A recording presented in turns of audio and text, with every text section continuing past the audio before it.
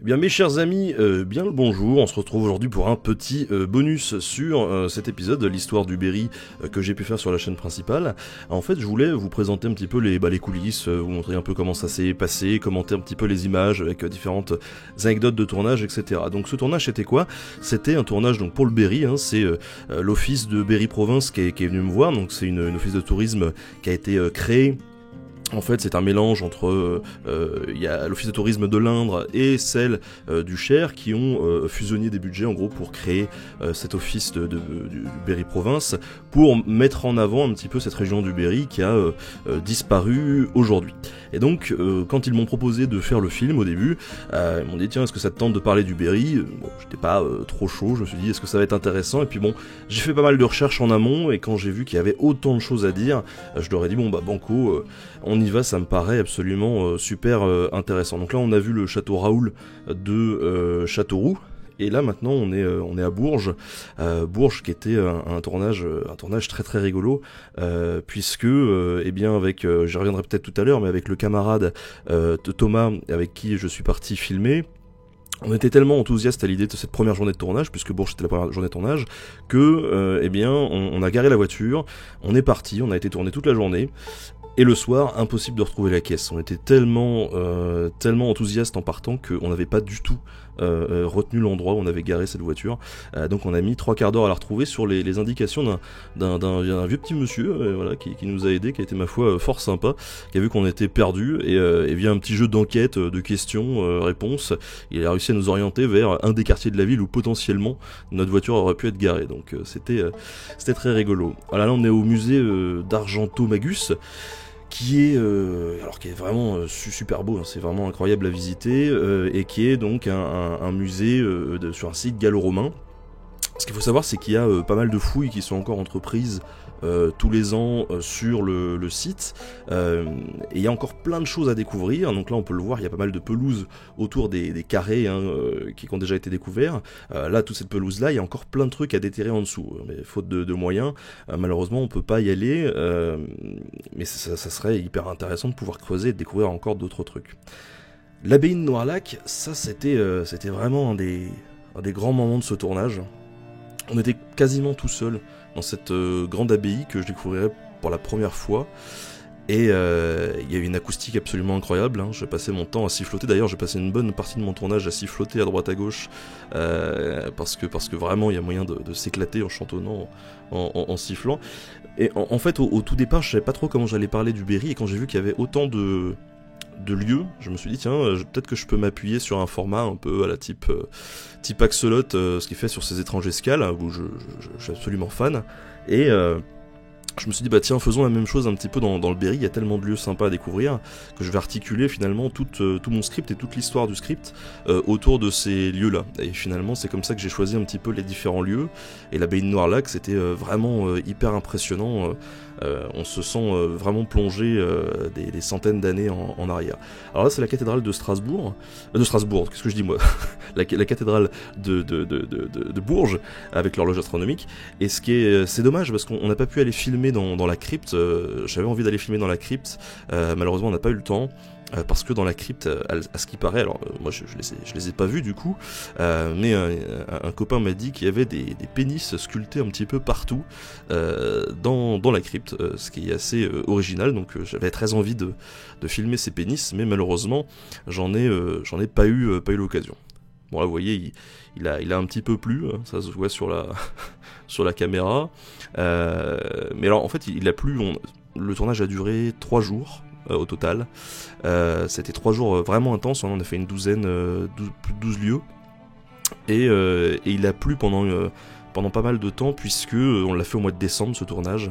C'était peut-être pas la période idéale, mais en tout cas je suis assez content des images qu'on a ramené. Voilà, j'aime beaucoup le plan qui va arriver juste après là, où honnêtement je trouve que ça fait un petit peu tableau de Renoir. Pour ceux qui connaissent un petit peu, je trouve que c'est très, très joli. Je suis assez content de ce plan-là. Et là on se retrouve au château de Sarzeil. Alors lui qui a une histoire assez incroyable, hein, puisque c'est un ancien agent EDF qui, il y a 30 ans, a racheté ce château pour 700 000 francs et a décidé de tout retaper. Et le mec, ça fait 30 ans qu'il retape tout seul. Vraiment, il a refait tous les étages, enfin, c'est un travail de titan, absolument de titan, qui avait eu pas mal d'ennuis avec l'administration, puisque pour retoucher des châteaux, des choses comme ça, il faut plein d'autorisations. Or, le truc était en train de tomber en ruine, et ce type a vraiment sauvé Sarzeil, qui est quand même un monument de la région, quoi. Alors là, le château d'Annay-le-Vieil, c'est... alors, en fait, je dis que chaque lieu est génial, mais en fait, ouais, c'était le cas. Château d'Annay-le-Vieil, c'est assez impressionnant. Là, je dois dire que la porte est incroyable, celle qu'on voyait derrière moi, là. Elle est vraiment incroyable, et ça, c'est un château qui appartient à une descendante de Colbert, ministre de Louis XIV, qui nous a fort bien reçus. On a le droit à un bon petit repas qui nous a fait du bien... avant de repartir pour une journée complète. Et là on voit eh bien la salle de la petite chapelle qui est à l'intérieur d'Annay-le-Vieil, qui est merveilleusement sculptée. Vous voyez là, on était en décembre, donc fin de l'automne. Les couleurs étaient très belles, j'avais bien aimé ces petites feuilles là, ce puits, c'était très beau. Derrière moi, d'ailleurs, à côté de ma tête, là on voit un peu de bleu, là, c'est de la peinture en fait. Vraiment comme à l'époque, le bleu est ultra pétant. C'est un bleu un peu surréaliste. Quand on va visiter là-bas, on se demande ce que c'est au début, si c'est du papier peint, si c'est de la peinture, on sait pas trop. Et alors là, Jacques Coeur, que je connaissais en fait de nom avant de commencer finalement le script, mais je m'étais pas trop attardé sur ce personnage qui était assez ambigu de Jacques Coeur, et voir ce palais là, effectivement ça impose, quoi. Ça impose, et ça fait mal au cœur quand on sait qu'il a pas vécu dedans, parce que quand on voit le truc, c'est absolument énorme.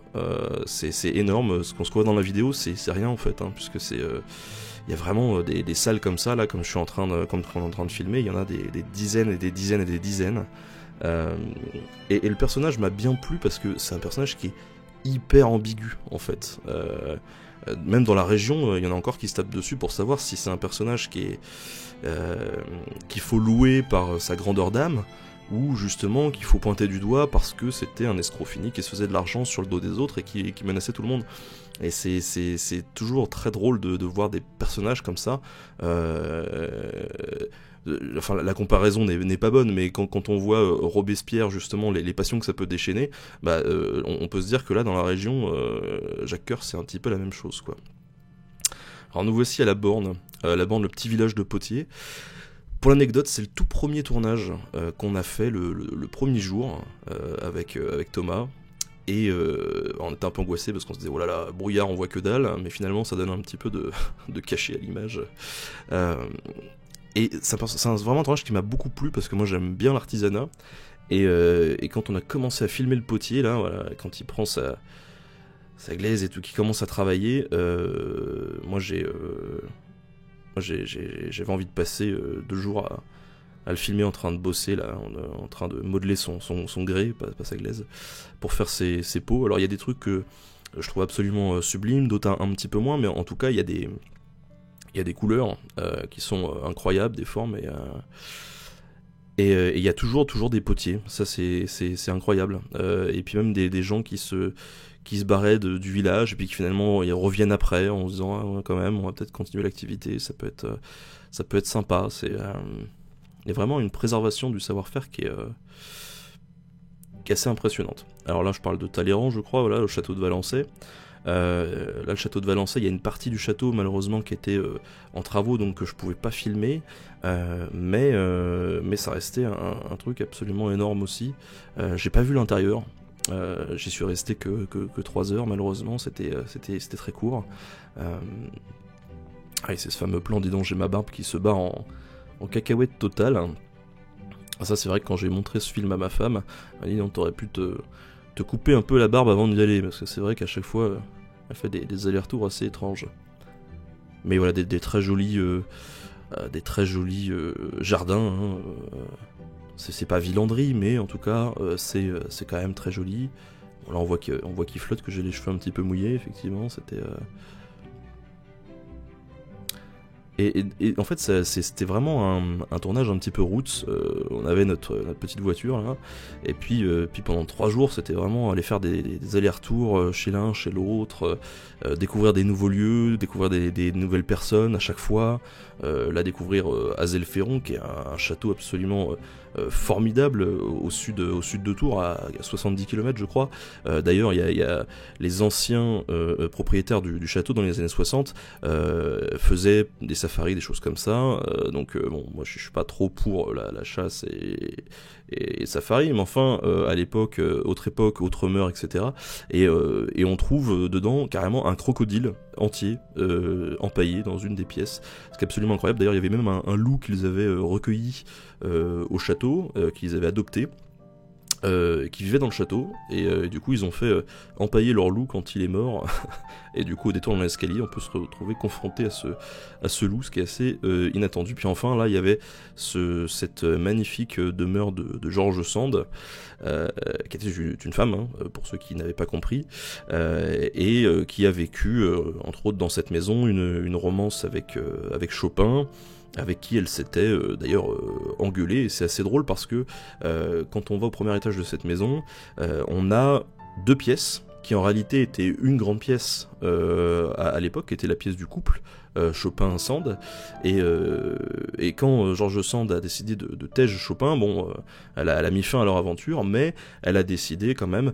de pas tège Chopin, et du coup elle a construit un mur au milieu de sa pièce, voilà, pour en faire 2 au lieu d'une. Les choses étaient annoncées, il n'avait plus le droit de rentrer dans la sienne. Voilà, bah écoutez, j'espère que cette petite version commentée vous a fait plaisir, vous a apporté quelques petites anecdotes en plus. Moi je vous fais des bisous et puis bah, je vous dis à la prochaine. Salut!